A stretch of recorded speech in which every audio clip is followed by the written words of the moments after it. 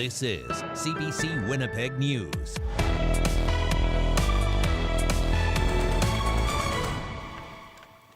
Good evening. Thank you for joining us. We begin tonight with a warning. Our top story contains video that's difficult to watch. The video is evidence in the case of a correctional officer facing charges in the death of a Headingley inmate. It was released today by a provincial judge. The video shows the minutes before William Amo is restrained by guards and becomes unconscious. He died a week later. CBC's Stephanie Cram is covering the trial for us. Now again, you may find this video in this story upsetting. Hotel 51, resuming recording. Handheld video footage shows Headingley inmate William Amo alone in an empty jail unit. He's holding part of a mop handle, one of the many weapons he's gathered. The Anishinaabe man told a crisis negotiator he was angry after hearing a racist joke. Does anybody have any questions of what's happening? After hours of monitoring from a secure location, Headingley's Correctional Emergency Response Unit, or CERU, led by Captain Robert Jeffrey Morden, goes in. Super Bowl, the door open. Open! Flashbangs, stinger grenades deployed. Seconds later, the 45-year-old is at the top of the stairs, using a garbage can as a shield. Officers shoot a projectile at him. Get down!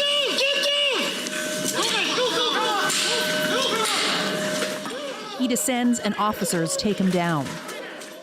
Amo is brought into another room, held in a prone restraint, face down, his legs and arms held tight, with one officer kneeling on his back. Can't breathe. Minutes later, Amo in a restraint chair, spit mask on his head. He continues to struggle to breathe. A heated exchange between the inmate and Morden, who has pleaded not guilty to criminal negligence causing death and failure to provide the necessaries of life. I can't breathe. If you're talking to us, you can breathe. If you're talking to us, you can breathe. Choking. Amo continues to cry out. Be quiet. I can't breathe. Be quiet. I can't breathe. After uttering "I can't breathe" over 20 times, Amo loses consciousness and his heart stops beating. He's revived by paramedics but died a week later in hospital. Forensic pathologist Dr. Charles Littman testified this week that Amo died from a brain injury due to the lack of blood and oxygen flow to his brain. Stephanie Cram, CBC News, Winnipeg.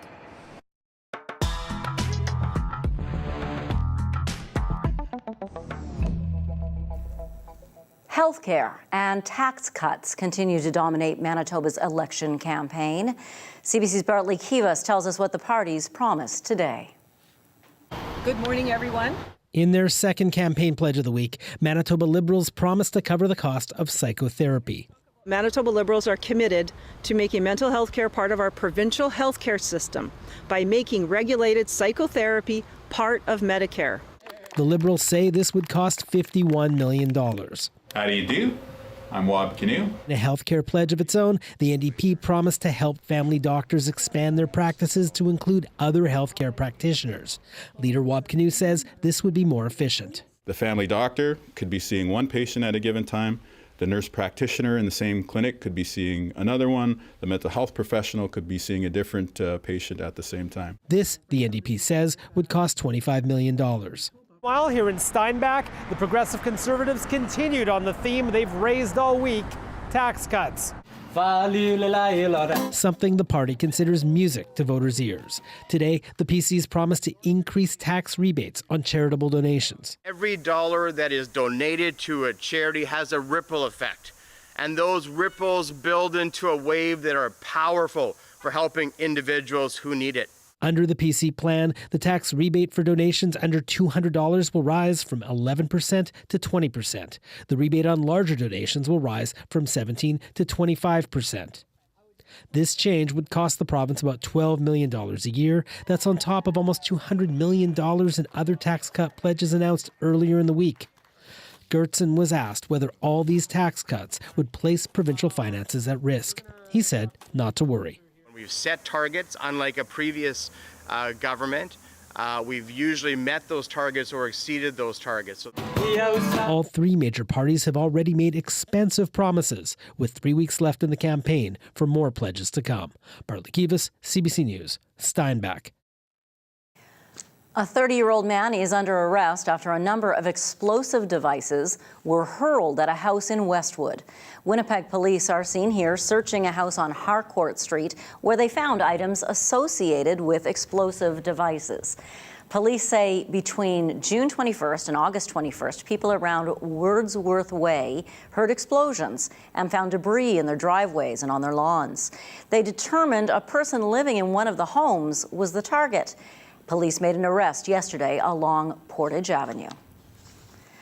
A natural gas explosion at the Brandon Civic Services complex caused more damage than originally thought.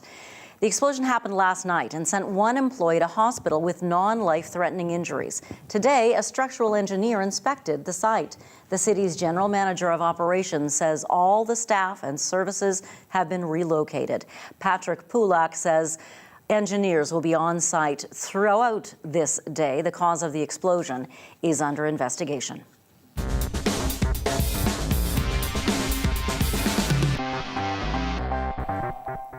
A plan to launch a citywide composting program in Winnipeg moved forward today, but with some changes. City councillors raised concerns about how long it could take to get the program running and its potential costs. CBC's Cameron McLean has more. The Water and Waste Committee approved creating a residential food waste program at its meeting earlier today. Committee Chair Brian Mays raised concern about an initial proposal to charge homeowners an $8 fee starting next year. The program isn't expected to start until 2030, but the Public Service said they need to charge the fee now to pay for green carts and other upfront costs. In the end, the committee cut the fee out. When the program starts, it's expected to come with a $96 fee per household. The committee also asked the Public Service to look for ways of cutting that down. They'll do a market study looking at how frequent the service will be and potentially charging based on home value. Gord Delbridge, the head of QP Local 500, also raised concerns about a proposal to hire a private company to build and operate the processing facility. Are we going to look at building the facility and maybe lease to a private company? If you're going to lease to a company, a building that you're going to build at Brady, what happens when that contract, or if they're going to build it, what happens when that contract expires? The councillors changed the recommendation to look at a range of options for building and operating the compost plant. They'll also consult with the union about any impacts the program could have on their members.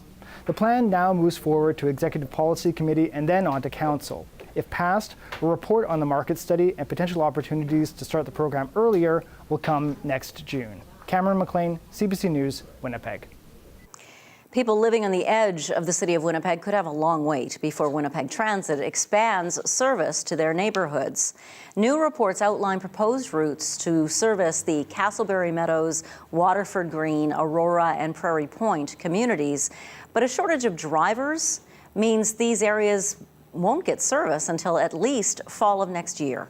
Old Kildonan councillor Devi Sharma represents two of the neighbourhoods without transit service.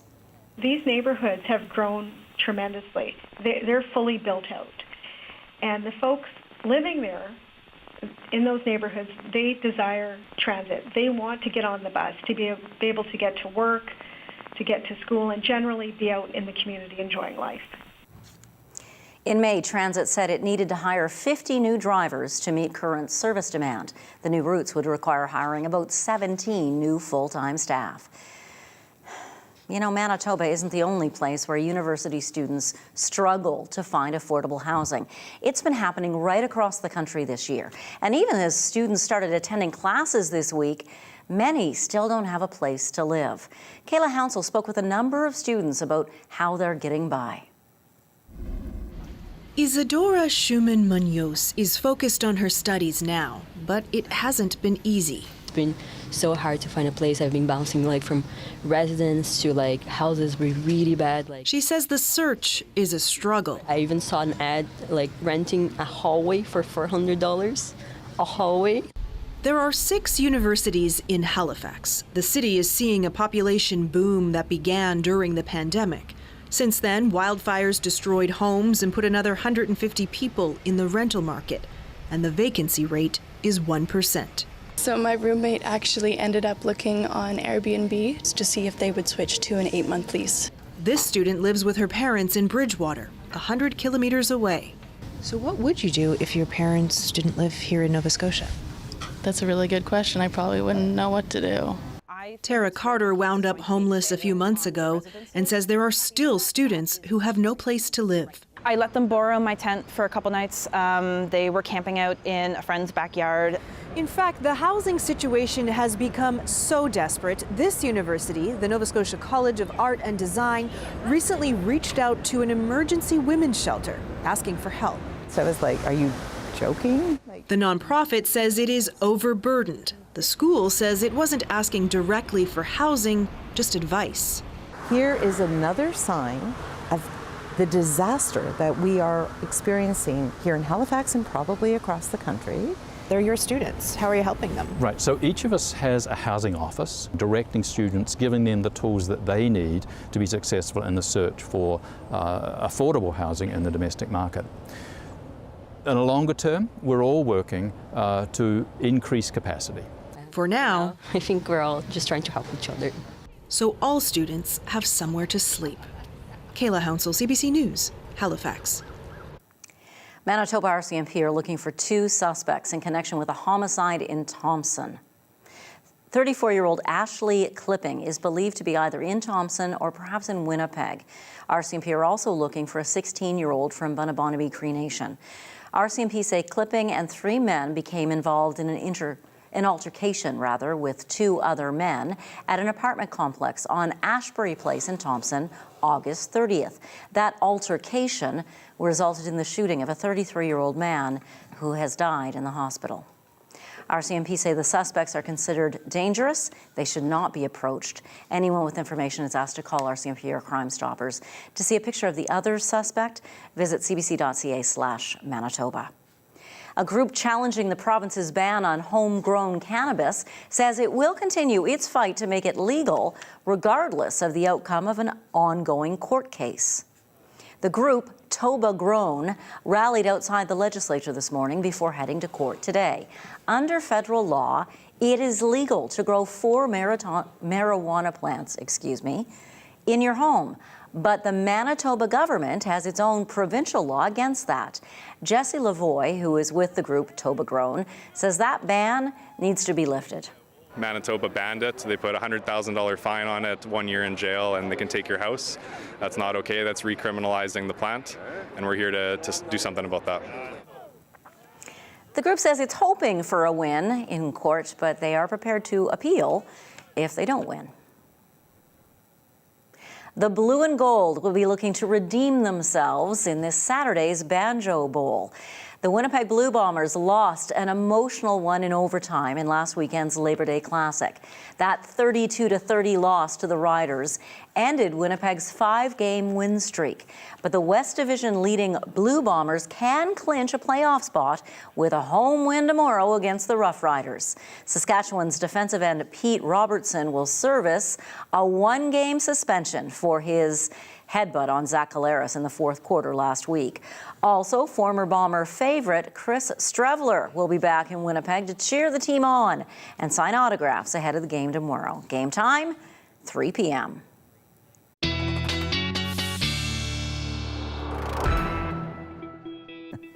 You saw Chris Strevler there in the big fur coat, right, with the Grey Cup win. Riley Lachuk joins us now. Nobody's going to need a big fur coat at the game this weekend, are they? No, we're looking at a very pleasant weekend, Janet. And, you know, I'm hoping that the weather will be as pleasant as the game result for Bombers fans. So let's get right to your Banjo Bowl forecast. So if you're heading to the game tomorrow or thinking of some kind of a backyard party of some sort, of something like that, it's going to be a pretty pleasant day tomorrow. We're looking at winds out of the north, 10 to 20 kilometers an hour through the afternoon tomorrow here in the Red River Valley. We're looking at temperatures at kickoff at around 21 degrees, a nice sunny sky, and a nice sunny sky by halftime as well at about 20 degrees, could be 19 by the time we get to halftime. So fairly seasonal for this time of the year.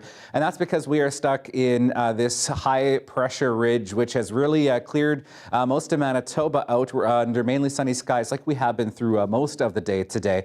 Save for a little bit of cloud cover in the north. This is some shower activity here that's been moving through parts of northern Manitoba, and that will continue as we get through the evening tonight and into the morning tomorrow. So looking at Futurecast, you can see some of that shower activity here, areas like Gillam, Shamattawa, even as far south as Island Lake, getting some showers through the evening tonight. Futurecast is picking up a few hints of a shower here and there in the south as well. I think that's a very, very outside chance of a shower, but partly cloudy skies to start the day tomorrow as we get into the afternoon.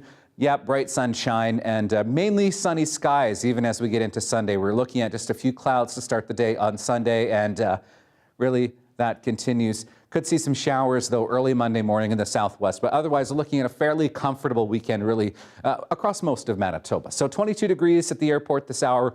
Pressure is falling. Winds out of the west at about 15 kilometers an hour have been kind of variable through the day today, out of the north, out of the west, and pretty light for the afternoon here. So in terms of rainfall, looking through northern Manitoba, not looking at a lot over the next 48 hours or so. This takes us out to supper time tomorrow. As you can see, even just up to 3 millimeters in the Churchill region. So really not a lot to speak of in terms of rain. And as we look into the next weekend here into next week, we do see some of that cooler air starting to sink south by the time we get into Sunday. We're looking at morning lows staying in that single-digit range as we get into next week, but warming up a little bit towards seasonal by the time we get to mid-next week. So tonight in Winnipeg, a low of 9 degrees, a partly cloudy sky, winds light out of the north at 10 kilometers an hour, and that's where we're going to be in the morning tomorrow.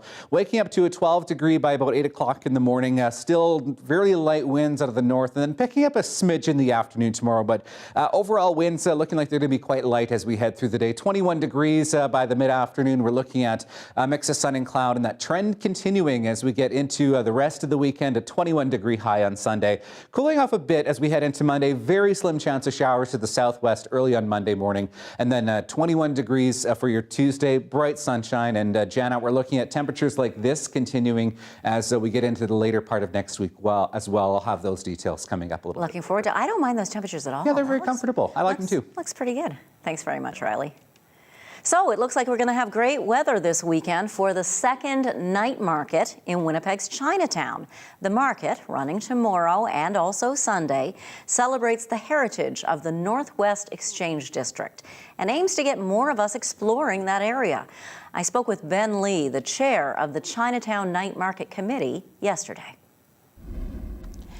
So, Ben Lee, how are you feeling about the upcoming night market in Chinatown? Oh, we're all excited about doing it again this year. Why did you want to do it again? Well, last year, I know Janet, you were out at the night market last year, and we had big crowds. I think we had like 4,000 to 5,000 people come out, and everybody enjoyed it, right? And it was wonderful to bring people back into Chinatown, right? And to really see, some of the beautiful things that we have in Chinatown, right? So it was wonderful to have everyone back, right? So we're thrilled to do it again this year. And how will this year be different than last year? Well, we're going to add more programming this year. Last year, I think we only shut down really one street. Now we're going to shut down really 3 city blocks. And but we are going to add something unique. And as you know, the Chinese when they first immigrated here, they stayed in Chinatown, and so something different this year. We're gonna have a citizen swearing in ceremony on Saturday at 1:30. So I think we're going to swear in about 30 to 50 newcomers, and we thought that would be really appropriate to welcome all the newcomers to Canada and really do it in Chinatown. And I think it's a rite of passage for the newcomers, and I think when we play "O Canada," there won't be a dry eye in the audience. Not at all. You mentioned making the space that's closed down and just for people, not for vehicles, larger this year. What streets will be closed? Well, we're shutting down James and we're shutting down King Street, right? So we're going to occupy 3 city blocks, and we're going to take over the Marketlands location as well for event parking. So if you were shy about coming downtown or to Chinatown because of parking, we've got lots of free parking in the Marketland site. And what else will there be? Will you have vendors? We have, I think, about 40 vendors. So there'll be people out there, cooking food, you're going to smell, you're going to see excitement. We really want to make sure it's kid friendly. So we've got bouncy castles, the Winnipeg Police and Fire Service. We're going to have a fire truck there as well. So, you know, for the kids, I think they're going to have a great time. And also within the Chinese garden itself, we're going to try to activate that space. So we're going to have kids crafts. We're going to have calligraphy, and we'll have lantern making, and then we'll have our photo booth there as well. What would it mean to you to see more and more people out in that area, enjoying Chinatown, moving down there, living down there, doing business down there? Yeah, no, I think this is a way to activate the street. And I think, you know, all downtowns, including Chinatown, you know, we've seen, you know, over the pandemic, people, you know, staying at home, people are working hybrid models. But here's an opportunity to activate the street and really get people comfortable to coming back, at least to that part of the downtown, Chinatown. Ben Lee, thank you so much for your time today. Have a great time at the night market. Okay, bye for now. Bye-bye. The Canadian economy added 40,000 jobs last month, more than almost anyone expected, but still not enough to keep up with our ballooning population levels. We'll hear the story after the break.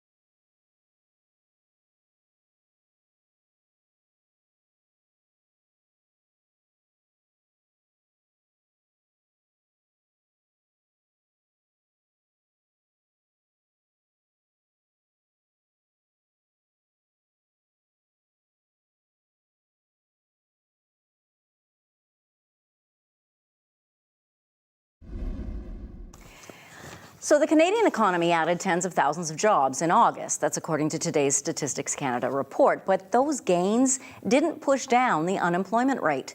The CBC's Anis Hadari reports. There were more construction workers in Canada this August, more than 33,000 worth. And professionals, scientists, or technical workers, an even higher boost, more than 52,000 more. It's not all positive. Jobs were lost in some sectors, like education and manufacturing. So overall, the Canadian economy added 39,900 jobs last month. But that's less than half of what's needed to keep up with population growth. That means the employment rate went down slightly. And economists say more jobs doesn't make a stronger job market. Canadian population is growing really quickly. And what that does is it raises the ceiling on how many jobs potentially could be added a month, but it also raises the floor on the bar of what we should consider a strong report. It's news the Bank of Canada may welcome. The sort of supply of workers is growing more than the demand for workers, so supply is catching up with demand, and those pressures are easing. We expect to see, for a period, employment growth continue below population growth. So these job numbers aren't setting off alarm bells. But we haven't hit a turning point. We're more sort of like tapping the brakes rather than hitting a U-turn. Many who watch the economy agree. These job numbers show a bit of a slowdown. So Tiff Macklem and the Bank of Canada probably won't use them as a reason to increase interest rates. Anis Hadari, CBC News, Calgary. Prime Minister Justin Trudeau is in India for this weekend's G20 summit. It's the last stop of his tour of Asia this week. So far, Trudeau's trip has been about strengthening ties with other countries and promoting trade. But that could be a tough sell at this latest stop. Evan Dyer has the detail. Well, it wasn't clear right up until the eve of the G20 Leaders Summit here in New Delhi whether Prime Minister Trudeau would have any meeting at all with the host of this summit, Prime Minister Narendra Modi of India. But we did learn a short while ago from a Canadian government source that the two are expected to meet on Sunday in what's called a pull-aside, which is the most informal kind of meeting. We had already heard quite some time ago that there were meetings expected between Narendra Modi and the leaders of the United States, of the UK, and of Australia, and those are more formal bilateral meetings. The meeting between Prime Minister Trudeau and Narendra Modi, a pull-aside, is expected to last only about 10 minutes, so not much time to discuss any substantive issues, but it is enough to avoid the kind of a snub that would have raised questions about the state of Indian-Canadian relations, which have not been great, were not great during Prime Minister Trudeau's last visit in 2018, and clearly some of those tensions do still persist. We saw a recent suspension of Canadian-Indian free trade talks, for example. One of the issues between India and Canada then as now is the suspicion of India that Canada is a safe haven for Sikh separatists. And India was also annoyed with Prime Minister Trudeau in 2020 when he expressed support for the farmers' protests here in India, which brought this capital, New Delhi, almost to a standstill, a sort of a giant version of the convoy protests in Ottawa, considerably more violent and went on for quite a bit longer. And in addition to that, the Indian government saw those protests as being infiltrated by Sikh separatists, by Khalistani separatists. And so Prime Minister Trudeau's support for those protests reinforced some of the suspicions that the Indian government seemed to have. It's also worth mentioning that the Canadian Intelligence Service, CSIS, has pointed the finger at India as one of the sources of foreign interference in Canada. So there are tensions between the two, but Narendra Modi is very keen to have a successful summit, just as Prime Minister Justin Trudeau is keen to smooth over and leave those tense moments between India and Canada in the past. Evan Dyer, CBC News, New Delhi. And with India's Prime Minister aiming to impress the world, scores of homes in slums have been demolished over the past few months, at odds with his beautification work ahead of the summit.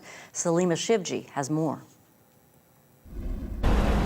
The stage is set, with Delhi gleaming. An ad campaign like no other before has dominated India's year as host of the G20.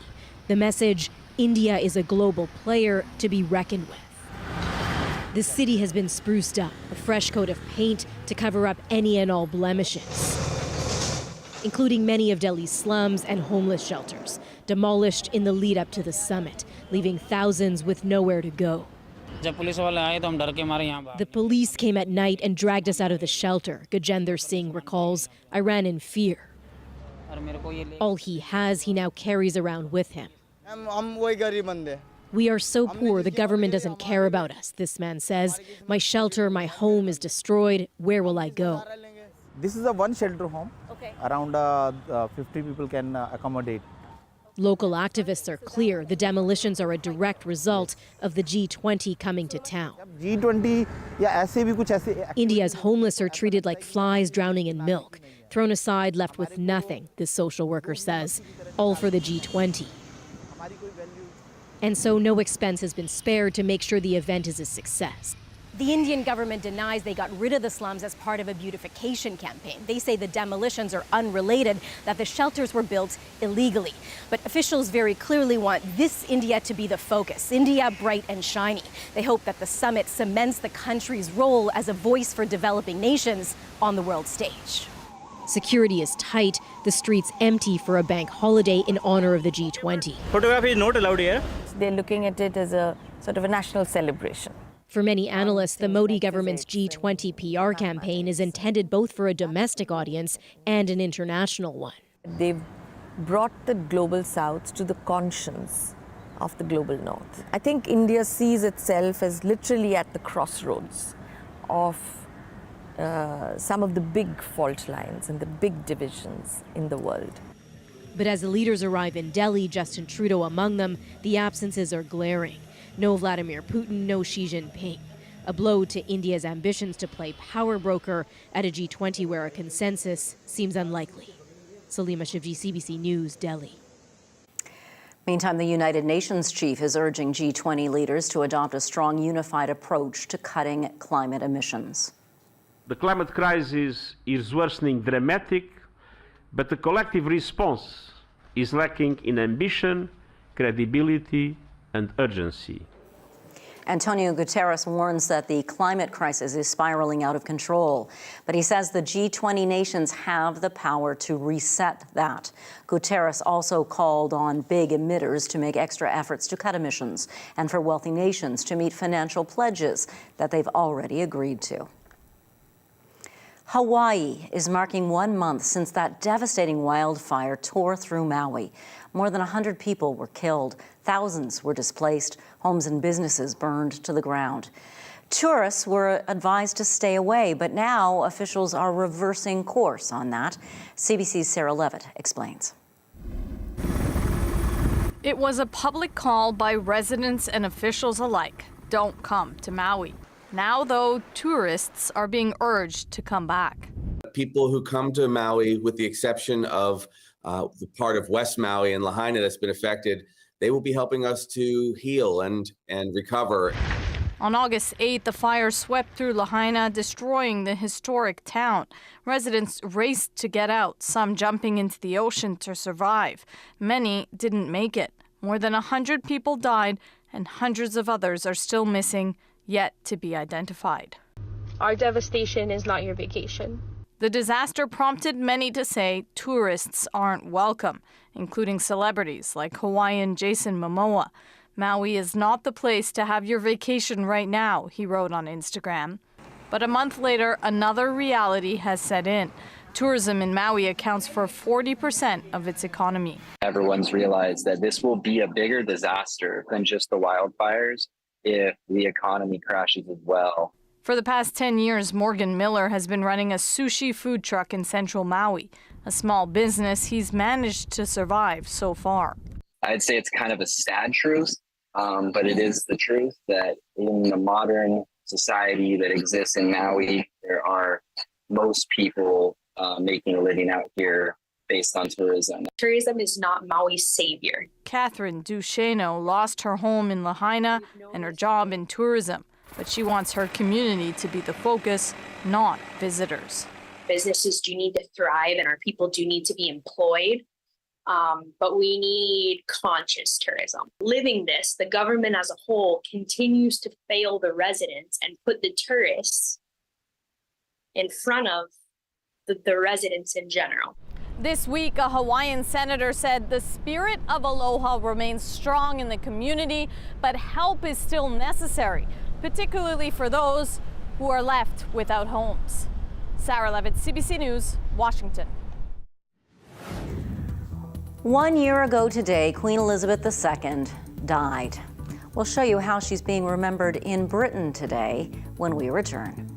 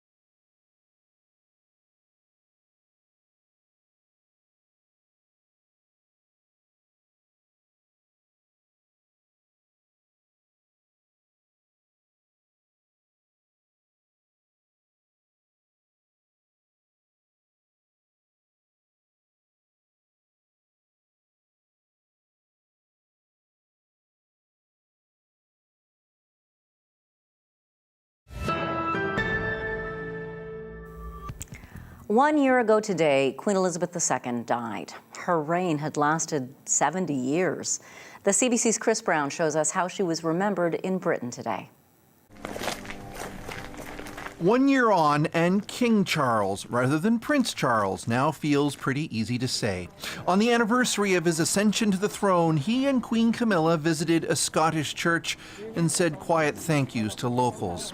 We recall with great affection her long life, devoted service. The King's official remarks about the anniversary of his mother's death came in an audio recording released along with a 1968 photo of her. The Prince and Princess of Wales, William and Catherine, paid their own tribute to the late Queen during a visit to a Welsh cathedral. Elizabeth II, who was 96 when she died, was Britain's longest-serving monarch.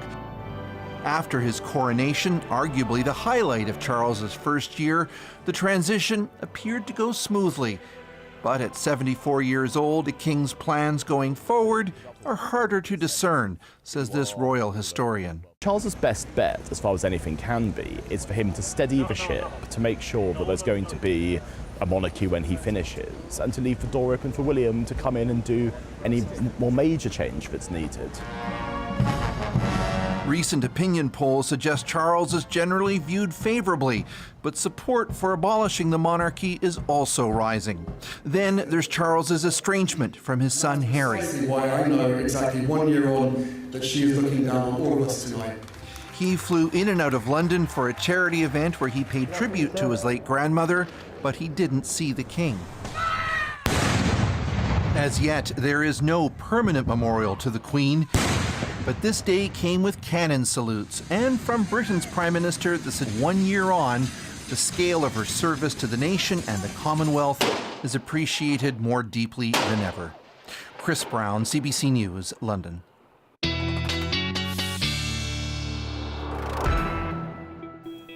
Let's find out more about our weather for the next week with our weather specialist, Riley Leja. Very stable week ahead. Good. I don't actually have a lot to talk about, which is maybe a good thing this time of year because their harvest is, of course, underway, Right. and we're going to see some dry conditions. Perfect. For the next week or so, so that should really help things get along. But, we could see some of that haze drifting back in time for the weekend here. Let's take a look at the smoke forecast here. So right now, it's been a little bit hazy out there, but really not too bad over the last couple of days. And you can see here, we do have some of these brighter colors up along the Hudson Bay coast, but as we get into the weekend, we will see some of this drifting a little bit further south as those north winds start to push it a bit further to the south here. So some of those shades of blue popping up here through the day on Saturday. So some of that haze lingering around as we get through the weekend, but certainly not smoky by any means through the weekend. We do see much clearer skies out to the west as we get into the day on Sunday, and things clearing up quite a bit by the time we get into later Sunday. So looking at our current conditions around the province, pretty comfortable and, I'll call it pretty seasonal for this time of the year as well. Seasonal being 20, we got up to 23 at the Winnipeg airport this afternoon, still 22 degrees downtown, 21s out to the west and south of the city, and really 21 across most of southern Manitoba. It's been a very comfortable day, save for a little bit of breeze here and there, but it's been otherwise a pretty nice one, even into northwestern Ontario. 21 in Kenora, 19 in Red Lake this hour, and through northern Manitoba, 20s for both Flin Flon and the Pas. High teens through Gillam and into the Churchill region. This is where we've seen some of that shower activity through the day today, and we're going to see some of that tapering off as we get into the weekend here. So a little bit of cloud cover through southern and western Manitoba. Otherwise, not bad this weekend. We're looking at temperatures tonight in northwestern Ontario, 12 degrees in Kenora, 11 in Fort Francis, with a little bit of cloud cover, partly cloudy skies tonight across southern Manitoba. Temperatures getting down to the single-digit lows tonight, 7 in Steinbach and Sprague, 9 in Winnipeg. Much the same for Westman as well, 8s for Dauphin and Brand, and a 6 in Swan River, partly cloudy. And into northern Manitoba, looking at single digits as well. Still a lingering chance of showers through Churchill and Gillam, a little bit further to the south as we get into the day on Saturday as well. 12 degrees for Island Lake tomorrow. High teens for the rest of northern Manitoba. We're looking at low 20s for most of the south tomorrow as well. 22s for the most part under a mainly sunny sky. And for the southeast, the Red River Valley looking at seasonal highs of 21 and 22 under mainly sunny skies as well. 21 tomorrow in Pinawa. And into northwestern Ontario, mainly sunny skies as well. 21 degrees, Janet light winds, and it's going to be, I think, a pretty nice weekend if you have anything outdoor planned. Thanks so much, Riley. No problem. The return of Yellowknife's wildfire evacuees is taking time. But then again, their exodus from the city was so rapid, there is lots to check on after 3 weeks. The CBC's Liney Lamberlink has a look at how some of the late summer gardens there have fared. It's big. I don't know what else to say. Joe Pamplin made it back to Yellowknife on Wednesday. A friend who stayed behind as an essential worker watered her garden for her occasionally, but she wasn't sure what state her flowers and vegetables would be in after 3 weeks. I wasn't expecting to find a lot, and then to come back and to lilies blooming in the front yard and the biggest zucchini I have ever grown personally. Apparently the trick is to just ignore everything for 3 weeks. The vegetables have been thriving over at the Northern Roots Market Garden too. Kohlrabi, beets, arugula.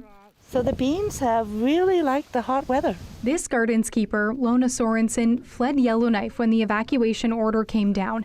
But the crops growing here helped feed people who stayed behind. Fire crews, volunteers, and essential workers. I didn't really lose very many plants, but that was also thanks to a very beautiful soul whom I hardly knew that offered to take care of my garden and do some harvesting and watering while I was gone. The growth in this garden is absolutely beautiful, a gardener's slice of paradise. What's less beautiful is some of the growth happening inside people's homes. There were some science experiments happening in the fridge, and there was a whole bunch of ash that had just kind of settled, and I obviously had not vacuumed in a while before we left, and the place was full of fur balls. I'm still dealing with those little fruit flies right now. So the last 2 days I've been trying to take care of that. My compost bin was left on the counter, and yeah, it was a real treat. Opened up, it was just like little flies everywhere. So it's yeah, I'm dealing with that. Leanie Lambrink, CBC News, Yellowknife. I guess things could have been a lot worse for those folks. Well, it's news that researchers at the University of Winnipeg have been working toward for years. They have received the equipment they need to more fully study the development of young brains and to really get their Center for Cognitive Neuroscience up and running. The difference this research could make for our province next. You're watching CBC.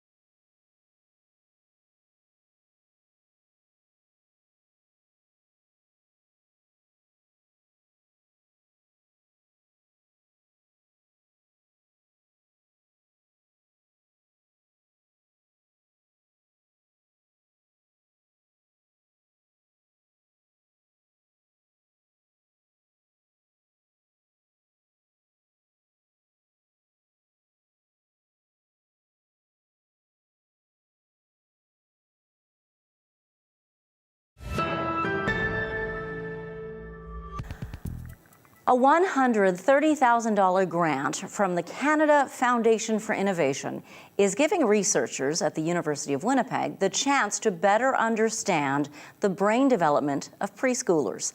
The money has allowed them to purchase 3 pieces of specialized equipment. Dr. Stephanie Bugden is one of the 3 founders of the university's new Centre for Cognitive Neuroscience. When I spoke with her earlier, I began by asking what this capability means for the center. Well, the infrastructure that we were able to acquire through the Canadian Foundation of Innovation funding is very exciting for our institution. We're able to build a multidisciplinary center for which myself, Dr. Desroches, and Dr. Smith are able to carry out interesting research exploring how children learn to read, how they learn to do math, and how their brains support different emotional processes using 3 different types of brain imaging equipment. So we are able to acquire equipment that can tell us a little bit about how the temporal properties of the brain, but also how the brain functions. And what's really exciting about these tools is that some of them are portable. So we are able to take a portable EEG system as well as the portable FNIR system off our campus and into the communities and schools. And what kind of difference could that make, that portability? Right. So the field of cognitive neuroscience tends to study populations that are very easy to access. We need people to come into the university. They need to carry out different tasks within our laboratory space. And for MRI studies, they have to either go to the hospital or to labs. And so we're studying a very specific group of individuals. That means that we're leaving out a population of people that might not necessarily have access to our university campus, or we're leaving out folks in rural communities that are not necessarily living within our city. And so it allows us to access a more diverse population of individuals within Manitoba, not just here within the city, but around our province. And that makes for better data that actually is more representative of humanity as a whole. What is this? Having this Center for Cognitive Neuroscience at the University of Winnipeg, with all this equipment that you can take around, what does this mean for your students and for future neuroscientists in this province? Yes. So this is what is absolutely exciting about the infrastructure, I think, is that we are able to provide students with very unique training opportunities. We can provide our students right here in Manitoba access to state-of-the-art infrastructure for carrying out different types of brain imaging studies. And this is really exciting in that we don't have to send students out of our province to receive this training, but we can give them that training right here. And we can keep either students in the province, or it makes them more competitive for graduate programs outside of the province as well. And you're a new faculty member. Where did you come from? I did my PhD at the University of Western Ontario, and I carried out I completed a postdoc at the University of Pennsylvania. And I came from Philadelphia just before moving here a couple of years ago to accept this position. So is this position and this equipment the reason you came? So the reason that I did come was to actually a big reason why I did come was to establish a research program here and to be able to collaborate with Dr. Desroches and Dr. Smith. And in those conversations, that's what led to us writing this grant together in terms of being able to acquire the equipment to carry out this interesting research program. So we didn't have the infrastructure when I first came here, but through conversations and ideas that we shared with one another, we discovered that it was a good idea to submit an infrastructure grant to acquire the funds to purchase the equipment. How high did you jump off the ground when you found out you'd gotten it? I was very excited.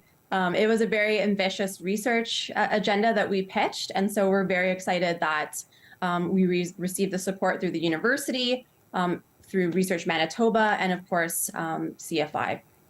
Dr. Stephanie Bugden, thank you for your time today. Thank you so much for having me. Lots still to come tonight, including Riley Lachuk with your 7-day forecast and your daily lift.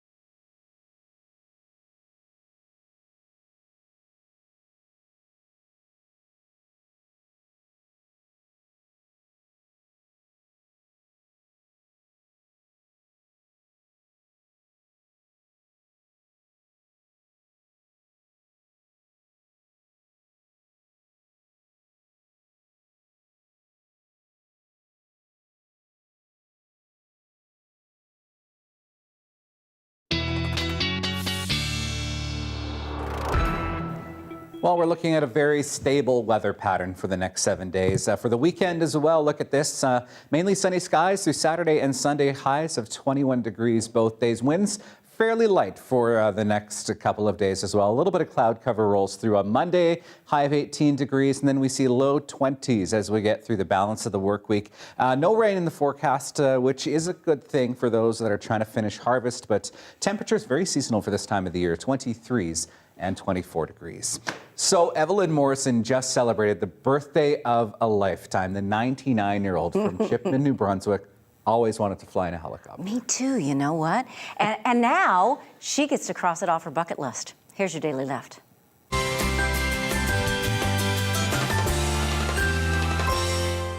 I've always wanted to go into flying the helicopter because I've flown in small planes and I've been in big planes. Over the Atlantic, of course, in the big planes. So I just always thought I'd like to have a helicopter ride.